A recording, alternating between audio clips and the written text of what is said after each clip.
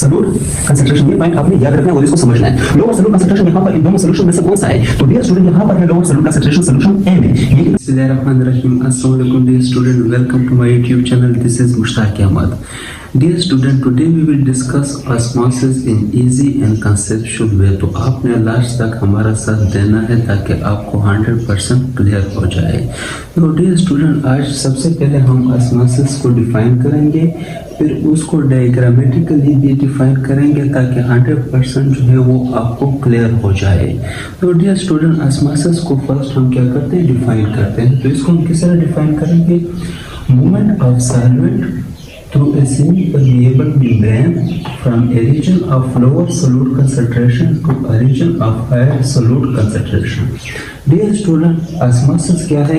Movement of solvent, solvent का movement होना through a semi-permeable membrane, एक semi-permeable membrane के through from a region of lower solute concentration to a region of higher solute concentration। lower solute concentration से higher solute concentration की तरफ जब solvent move करते हैं थ्रू सेमी परमेएबल मेम्ब्रेन, इसको हम ऑस्मोसिस कहते हैं।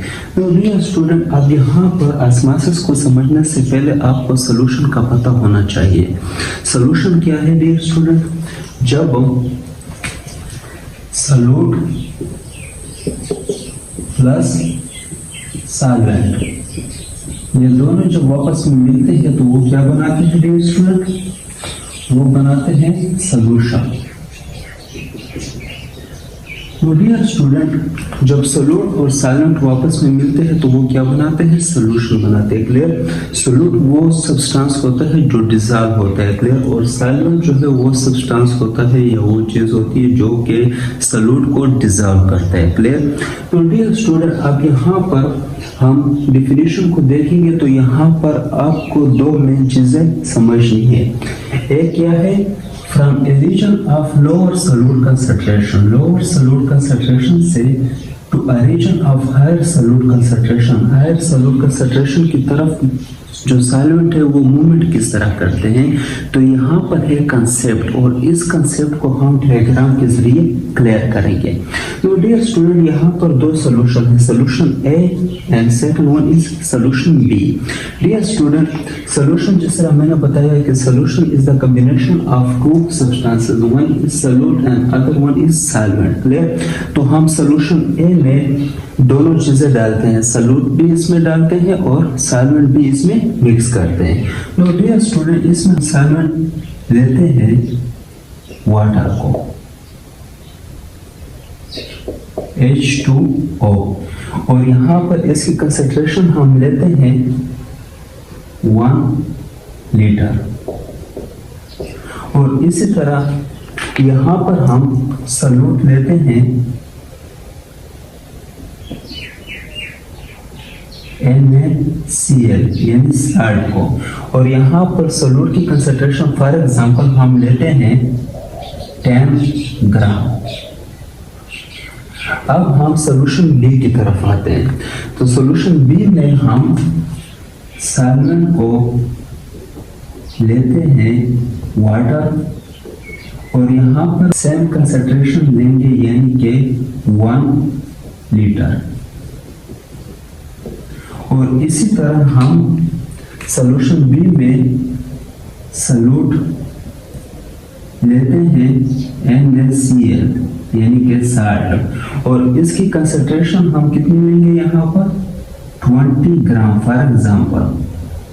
तो अब इस एग्जांपल के थ्रू हम समझेंगे कि ऑस्मोसिस क्या है, और इस डायग्राम के ऊपर हम इस डिफिनेशन को अप्लाई करेंगे। तो हम किस तरह अप्लाई करेंगे?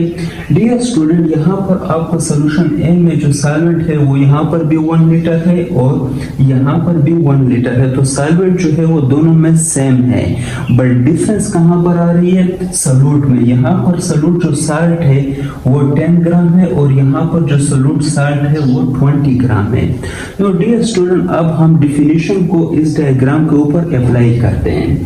पहले अप्लाई करने से पहले आपको यह समझना होगा कि यहाँ पर जो सॉल्वेंट है वो सॉल्यूट को डिसॉल्व करने के लिए कितना खर्च हुआ, यानी कि यहाँ पर सॉल्वेंट की कितनी रिक्वायरमेंट है to dissolve 10 gram of solute यानी कि साल्ट। तो फॉर एग्जांपल हम एग्जांपल के तौर पर लेते हैं कि यहाँ पर जो सॉल्वेंट है वो सॉल्यूट को डिसॉल्व करने के लिए 30% खर्च हो गया। यहाँ पर जो सॉल्वेंट यूज हुआ to dissolve 10 gram of NaCl वो 30% हुआ। तो यहाँ पर सॉल्वेंट हमारे पास रिमेनिंग कितना बचा, 70%। क्लियर। नो डियर स्टूडेंट, अब हम सॉल्यूशन बी की तरफ आते हैं। तो यहाँ पर जो सॉल्यूट है यानी कि जो साल्ट है वो 20 ग्राम है और यहाँ पर था 10 ग्राम। तो यहाँ पर जो सॉल्यूट को डिसॉल्व करने के लिए यूज होगा वो कितना होगा, 60%। तो अब यहाँ पर क्योंकि यहाँ पर सॉल्यूट की कंसंट्रेशन ज्यादा है तो ज्यादा रिक्वायर है, हमारे पास जो सॉल्वेंट है उसकी रिक्वायरमेंट ज्यादा है to dissolve 20 gram of NaCl, इसका डबल है। तो यहाँ पर ये यूज होगा 60%। जब सॉल्वेंट यहाँ पर 60% यूज होगा to dissolve 20 gram of NaCl, तो यहाँ पर जो सॉल्वेंट होगा हमारे पास रिमेनिंग वो होगा 40%। नो डियर स्टूडेंट, अब यहाँ पर जो सॉल्वेंट की कंसंट्रेशन है सॉल्यूशन ए में वो है 70% और सॉल्यूशन बी में जो सॉल्वेंट की कंसंट्रेशन है वो 40% है। तो यहाँ पर सॉल्वेंट की कंसंट्रेशन सॉल्यूशन ए में ज्यादा हुआ और यहाँ पर सॉल्वेंट की कंसंट्रेशन कम हुआ। क्लियर। तो सॉल्वेंट जो है वो मूव करेगा फ्रॉम 70% टू 40% यानी कि from solution A to solution B. No dear student, अब यहाँ पर हम इस डिफिनीशन को अप्लाई करेंगे इस एग्जांपल के ऊपर। तो हम किस तरह अप्लाई करेंगे, movement of solvent through a semi permeable membrane. Solvent का मूवमेंट होना किसकी तरफ, through a semi-permeable membrane from a region of lower solute concentration, lower solute concentration। ये पॉइंट आपने याद रखना है और इसको समझना है। लोअर सॉल्यूट कंसंट्रेशन यहाँ पर इन दोनों सॉल्यूशन में से कौन सा है, तो डियर स्टूडेंट यहाँ पर है lower solute concentration solution A में, ये कितना है 10 ग्राम। क्लियर। तो यहाँ पर सॉल्यूट की कंसंट्रेशन जो है वो क्या है, लोअर है। क्लियर, यानी कि कम है। अब हम आगे जाते हैं।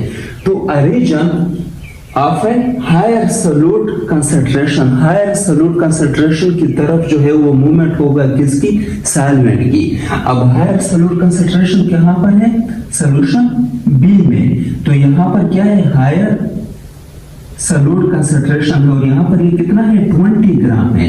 नो डियर स्टूडेंट, अब आपको समझ आ गया होगा कि सॉल्वेंट जो है वो लोअर सॉल्यूट कंसंट्रेशन से हायर सॉल्यूट कंसंट्रेशन की तरफ मूवमेंट किस तरह करता है। तो वो इस बेस पे करता है कि यहाँ पर जो है वो 70% हमारे पास रह गया सॉल्वेंट और यहाँ पर जो है वो सॉल्वेंट 40% रह गया, क्योंकि यहाँ पर सॉल्यूट की कंसंट्रेशन ज्यादा थी तो यहाँ पर ये ज्यादा डिसॉल्व हो गया। क्लियर। और यहाँ पर सॉल्यूट की कंसंट्रेशन कम थी तो ये कम यूज हुआ to dissolve lower solute concentration. Clear. तो यहाँ पर जो है वो सॉल्वेंट की कंसंट्रेशन ज्यादा रह गई और यहाँ पर जो है वो सॉल्वेंट की कंसंट्रेशन कम रह गई।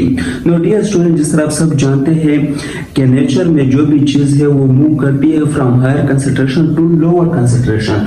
तो यहाँ पर सॉल्वेंट ज्यादा है तो ये मूव करेगा from higher concentration to lower concentration, जबकि इसमें सॉल्यूट की कंसंट्रेशन लो है और इसमें सॉल्यूट की कंसंट्रेशन हायर है और इसमें बहुत से स्टूडेंट कंफ्यूज रहते हैं। तो आपने इस चीज को क्लियर समझना है, इस कंसेप्ट को आपको क्लियर समझना है। ये स्पेशली एमसीक्यूज के लिए आपने याद रखना है, आपने इसमें कंफ्यूज नहीं होना कि यहाँ पर जो है वो लोअर सॉल्यूट कंसंट्रेशन है तो ये फिर किस तरह जो है वो सॉल्वेंट मूव करेगी फ्रॉम लोअर टू हाई।